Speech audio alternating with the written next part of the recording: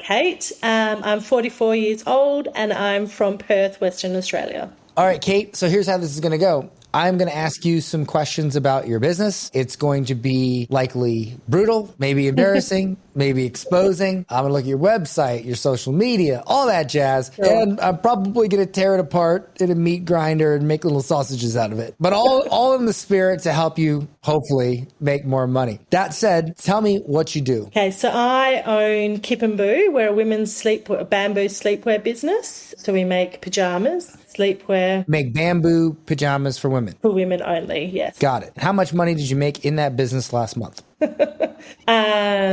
Zero. Zero? Negative. Wait, did you sell any bamboo pajamas? Last month I did, yes. And how'd you make zero? Because I spent more than that on Google Ads, and I also have a warehouse which I have to pay a 3PL. All right, let's back it up. How much did you gross? 700. 700 what? Oh, Australian dollars. $700 you grossed? What were your expenses? That month, about 1,200. Where do you get a warehouse for $1,200? 500 in Australia, 500. $500 for a warehouse? I don't own the warehouse. I have a portion of it. They stock my send out for me. Yeah. I was going to say, is this like a kangaroo pen that you call a warehouse or what? Sorry, a 3PL. I don't know what that is. A third-party logistics. So they hold my stock along with a lot of other businesses, and when I get an order, they send it out for me. Oh, I see. That's why it's cheap. Got it. All right. So tell me real quick, why would a woman want to buy bamboo sleepwear? Why? It's soft, comfortable, moisture wicking, which is great as you get older. Yeah, but so there's a lot of stuff. Why specifically bamboo? It's sustainable, so it's the fastest growing plant in the world, as far as I know. So if you're sustainable inclined, that's a reason. It's soft, it's comfortable, it's the thing stretchy. About your own product you forget. Oh, stretchy, yeah, stretchy. The word stretchy. Got it. Okay, why'd you only sell $700? How much do you charge for a pair of bamboo pajamas? A nightie 70 and a top pant combo is about 130. So you only sold like a handful of pairs. Why do you think you sold a handful rather than sold a truckload? Why? Because I had pretty much zero traffic and my conversion rate is embarrassing. What's your website? 𝐾𝐚𝐧.com. All right, this is your website. Bamboo sleepwear made for the holidays.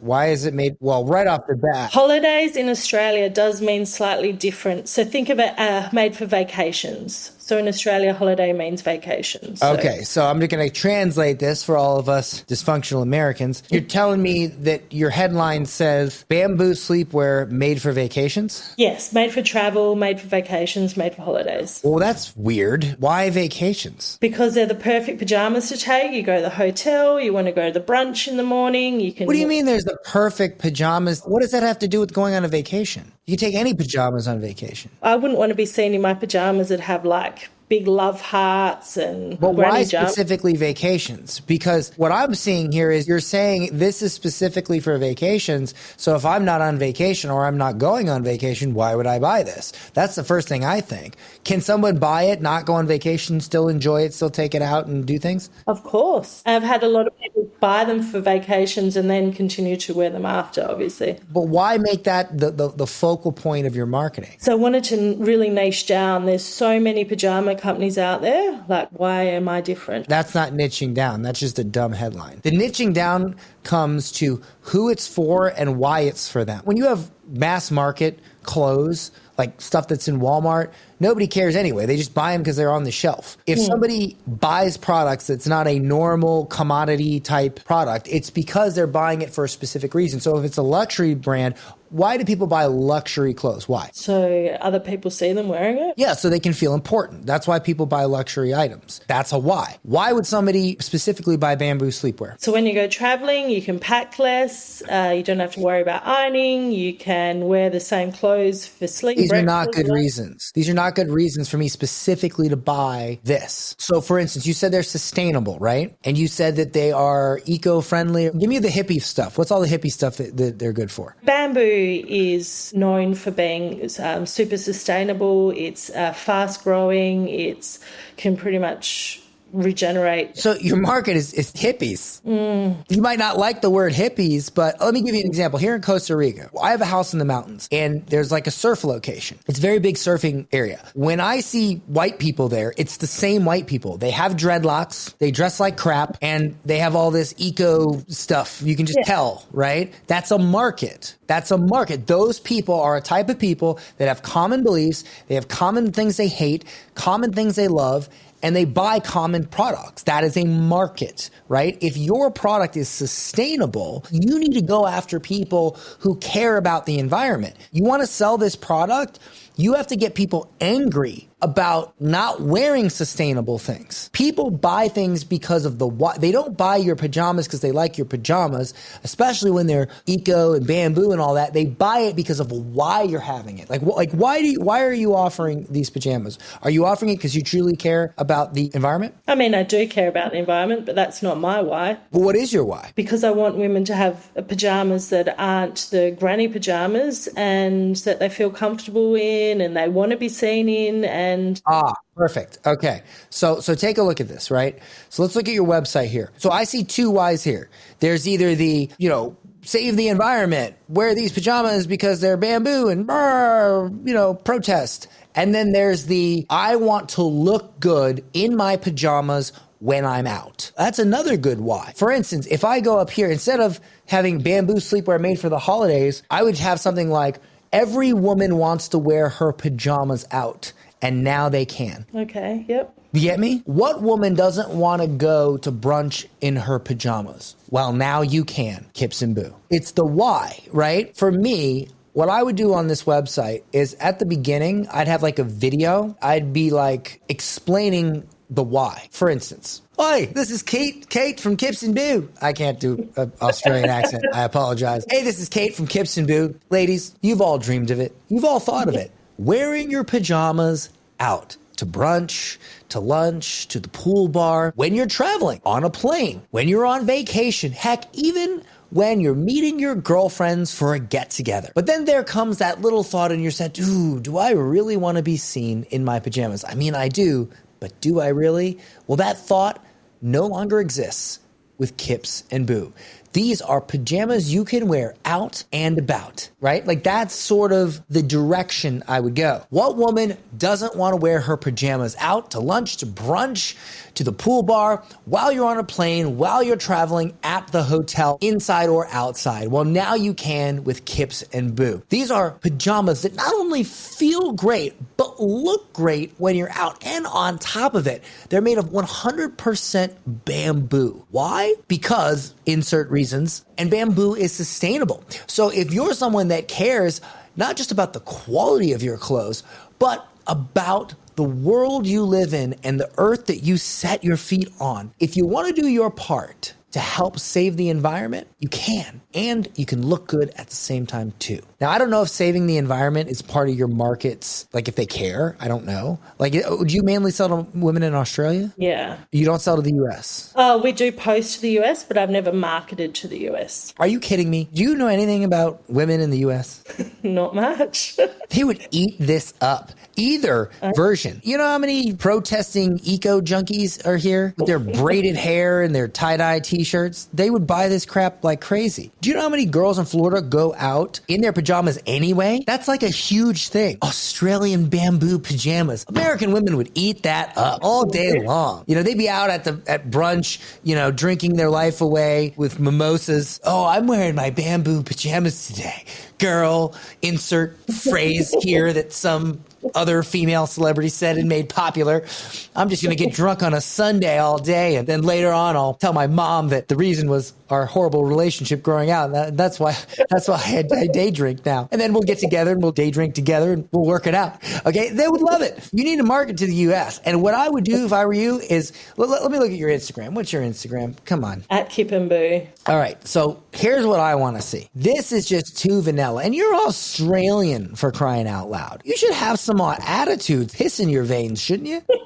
I've never heard that before, but come on, you're Australian. You're grandfathered in with a set of honorary testicles. My goodness, this is so vanilla. And look, if it was working, I'd be like, great, it's working, but it's not working. Nobody cares. I'm just posting because everyone says you have to post. Look, here's what you need to do. I would do reels. I would wear your pajamas. I would do reels. And are you in a beautiful part of Australia? I actually live in Playa del Carmen. I don't live in Australia anymore. Oh. That's why I use a 3PL. Is this you right here? No, that's my friend. So you got friends that can wear this. You're in a beautiful location with all this stuff. You should do reels. You're Australian, so I assume you have a sense of humor, unlike us Americans anymore. Yeah, sometimes it gets me into trouble, unfortunately. Good. No, good. Okay, when you say it gets you into trouble, that's what I want to know. What do you mean by your humor gets you into trouble? Explain. What gets me into trouble with the Americans that live here? Screw the Americans. We'll complain about anything. In a year, we'll be identifying as robots, as AI, and then complaining why we can't come up with copy off the top of our heads and our rights are being trampled on. Don't worry about what we do. We're insane, okay? What do you say that you find to be so polarizing? Well, I'm very sarcastic. Like, I call my friends bitches. In Australia, that's pretty common. That's it? No, it's got to be more than that. I don't know. Give me more. That's not enough. If you think Americans will get angry at that, you don't know American. I don't know. Australians are just sarcastic and swear and... Yeah, I love you guys. You guys are amazing. You're an amazing people. You're my favorite white people. So can we agree that what you're doing is not working and therefore you should be willing to try anything, right? Yes. Can you shoot some reels where you have a woman sitting at the bar and she's drinking and she's wearing ugly pajamas and a woman comes up to her and judges her and says, "Oh, you're wearing your pajamas at the bar? Don't you have any class?" And then another woman comes up wearing your pajamas, sits at the bar, grabs a drink, and goes, "Oh, hi, Mary. You look amazing today." And then the other girl goes, "Oh, she's wearing her pajamas too." And then she says, "Yes, but I'm wearing Kip and Boo." See, it rhymes. Is it like a comedy version of it or a serious version? No, you can do a comedy version, but I'm wearing Kip and Boo. And then like maybe the one girl turns to the girl in the crappy pajamas and say, "Bitch." And then she turns to the other one and goes, "Hey, bitch," or something. I don't know. You know, make it funny. Use your humor. Also, take two women. One buys this and goes, "I love this. This is amazing." Another one thinks it sucks, would never buy it, hates it. What's the difference between those two women? Some people prefer just to sleep in cotton. I know that's one it's feedback. got to be more than that. Don't give me this cotton stuff. I don't know. They haven't seen my brand yet. That's the only reason. No. I'm talking about, forget your brand, stuff like this, sustainable pajamas, or think of a woman who would never wear her pajamas out. Your audience would, right? What's the difference between those two women? She's probably got to be in her Dolce & Gabbana or Gucci dress to go out. She doesn't want to be seen in anything less. Make fun of those women. Tear them apart. Can you do that for me? Can you expose the fact that women like that wear that stuff simply because they want to feel as beautiful as long as possible, because within just a few years they're going to start decaying and no man is going to want them? That's harsh, but I can And the try. woman that wears Kips and Boo doesn't care. Yeah. So you have a reel where you have a woman dressed out and all that, and you make fun of her, where it's like, "Hey, look, nobody's going to care about you in 10 years because all that's going to be gone. You're going to look like the Crypt Keeper." And then the other woman is like, "Well, my man doesn't care because he wears pajamas with me," or something. Like you work something that in. You make fun of the audience that doesn't like your stuff, because the more you make fun of the audience that doesn't like your stuff, the more that the audience that does like your stuff will resonate. You need to put some stank on this. You could sell these organically, and you're Australian. You can do funny reels. You can make fun of people. I mean, look, if this was an environmental thing, it would be super easy, because all you have to do is talk about the environment and all that stuff, and they'll eat it up. But if that's not your jam, that's not really why you do this, and your real true why is you should be able to wear pajamas out, and now you can with Kip and Boo, that's what you got to sink into. Think less about showing off your product and think more about making reels and content, talking about the things that people who would buy your product talk about on a daily basis. And they probably talk about how they could never walk in heels, that women who walk in heels every day are crazy. They probably talk about how they want to be comfortable in their daily lives and they don't want to wear something uncomfortable and have a thong up their butt. They probably talk about that type of stuff, right? Yeah, definitely. And I'm not even a woman, I can tell you that. I would also email all your customers and I'd ask them like, "Hey, why do you love these? And what's something you believe about the world that most people don't? Or what's something that you disagree with most people on?" That's what you do. You send an email to your list and say, "What's something you disagree with most people on?" They'll give you a bunch of ideas. You take those ideas, you make them content, and you build that around your brand. But I will tell you this, I'm gonna be straight with you. E-commerce is tough. It's very low margins. How much is a pair of bamboo pants? $69. What's your cost? About 20. So you're at 60% margin? Yeah, 55, 60. That's not bad. That's good. But to make any money, you got to sell a lot of these things. So here's the other thing I would do. I would find influencers, Instagram influencers, female Instagram influencers, okay, who have a large reach. There are these websites that you can go to where you can pay influencers to promote your brand. Honestly, you would probably get more return out of that than you would probably Google ads. Yeah. I would definitely do that. But I would start producing charged content, funny content, polarizing content. You know who Tom Bilyeu is from Quest Nutrition? No. So Tom created this protein bar company called Quest Nutrition. And what he did was, he did this a lot, but one particular story was he reached out to this influencer called Jenna Marbles. Do you know who Jenna Marbles is? She's like a female comedian influencer, right? Okay. YouTuber. She always talks about these two little dogs that she has. She likes these two little yappy dogs, right? So what Tom did was he bought some little dog sweaters and he sent her a package in the mail with 2 cute little dog sweaters and some Quest nutrition bars. And he said, hey, I hope your dogs will love this. By the way, this is my protein bar. I hope you enjoy it. She posted about it on her social. She said, oh my gosh, look what Tom from Quest Nutrition sent me. He sent me these cute little things for my dog. And I tried his protein bars, really good. And he got a ton of sales for that. And he did that. He sent hundreds and hundreds and hundreds of packages. And you know how much he sold Quest Nutrition for? A lot, I'm guessing. $1 billion. Good marketing. Yeah. So here's what I would do. I would find influencers on Instagram and YouTube who talk about stuff like that. Tons of female influencers that don't dress nice. Okay. There's tons of them. All right. And what I would do is I would reach out to them. Here's what you want to do. You want to find out something about them that is dear to them. So for instance, in the Jenna Marbles case, she had 2 little dogs. She cared dearly about them. Look, if you have these 2 little yappy dogs and you get sent these little cute, I mean, I would find it hideous, but these cute little sweaters, it's going to be very hard to resist using those and being like, oh my gosh, that's amazing. And then you want to talk about it. So you find an influencer, you send them your pajamas, and then you send them like another gift that's like near and dear to them. Here's a gift for your dog. Here's a gift for your son. You said your son was into whatever. I thought I'd get him a gift. Or, hey, you said that you love comic books. I got you a signed copy of the original Doomsday versus Superman, whatever, right? You send them something. And then you say, I included a pair of my 𝐾𝐚𝐧 bamboo pajamas. I noticed that you always talk about how you like to go out in your pajamas. Well, we make pajamas that are meant to go out in, that are comfortable, look good, and they're sustainable for the environment. I thought I would send you a pair because I really thought you would like them, since if you're like me and you hate heels, you probably need some pajamas you can wear out to lunch. You know what I'm saying? Like, appeal to them. If you choose the right gift and they really like it and they love your pajamas, they might talk about it. And a lot of people do this these days. It's a bit more saturated than it was in the time of when Tom Bilyeu did it, but it's really about how genuine your connection with that person is. 99% of people, when they do this, they do it without any genuine thought, and that's why it's saturated. But if you do it with genuine care and you really take the time, it can work. Now, if you're looking for a little bit lower cost version of that, reach out to some mid-grade influencers, comment on their posts, reach out to them over Instagram, start a relationship with them, chat with them, say, hey, I love what you're saying. I started a company where we make pajamas that are meant to wear out, so I totally hear what you're saying. Talk to them. Hey, by the way, I'd love to send you a pair. Boom. Okay. Look, I'd love to tell you that you can whip together some amazing Facebook ads and run traffic to this, but it's going to be tough. The margins are low. I think influencer and organic marketing would be better, well spent for you. I mean, maybe there's some amazing media buyer out there that could do it for you, but you're not going to be able to afford them. There's probably some amazing media buyer or Facebook ad person out there watching this right now saying, I could do it. Great.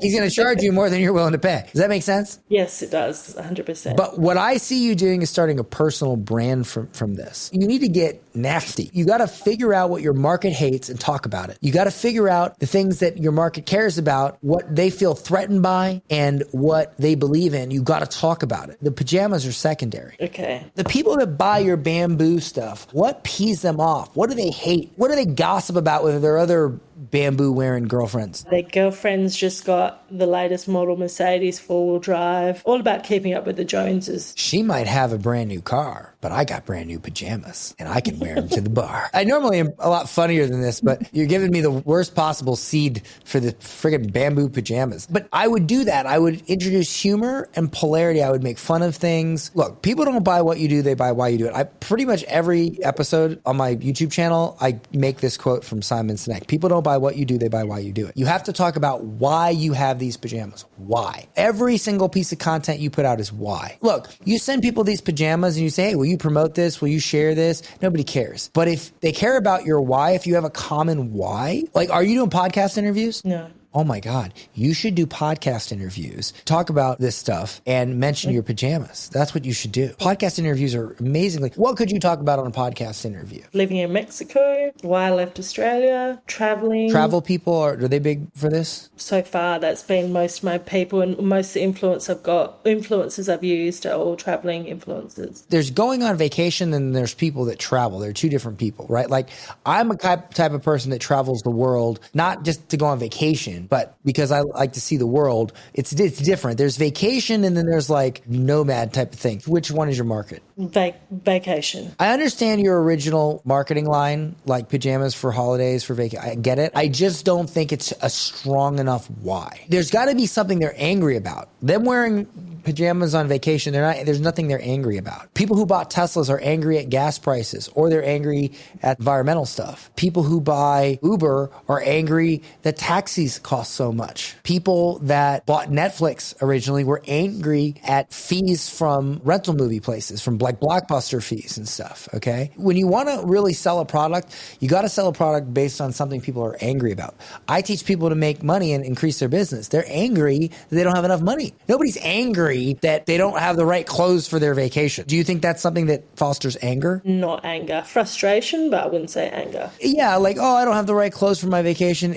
But it sounds like it would be nice kind of thing rather than I'm angry. Because when you're angry about something, you can talk about it. You can go on podcasts. Yeah. You know what I'm saying? You got to be angry about something. Every single time I've met a woman that has worn pajamas out and I've hung out with them, at some point in the conversation, they make fun of a woman that is the opposite of them. It comes up every time. Wait for it. They're going to make fun of girls that wear heels. Wait for it. They're going to say that, how does she walk in those? Wait for it.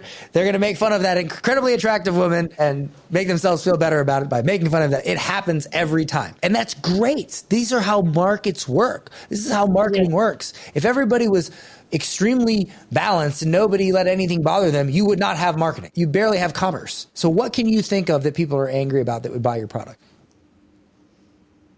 You're just too nice, Kate. You're such a nice, well-balanced Australian.